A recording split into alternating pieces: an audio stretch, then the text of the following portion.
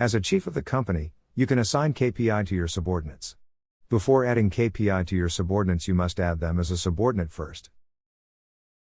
To do so, go to the left navigational bar and click on your subordinate. After that, click on Add Subordinates and choose someone from the list.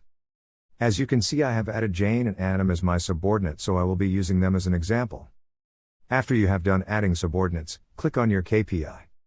To add KPI for your employees, click on your subordinate. You can choose which year and which month to add the KPI for your subordinate.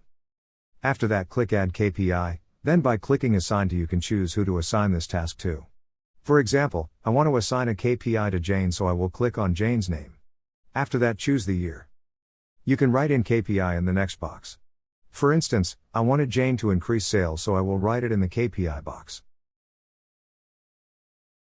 After that, you can choose the target which they must achieve.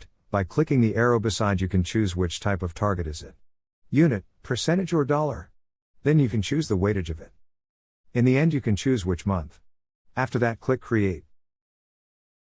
To check the KPI, click on the three dots.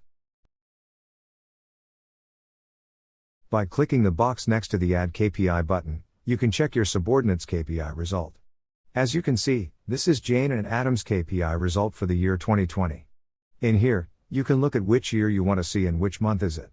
Not only that, you can also set it to be line graph or bar graph. For example, in this view you're looking at Jane's perspective when she receives the KPI from her supervisor.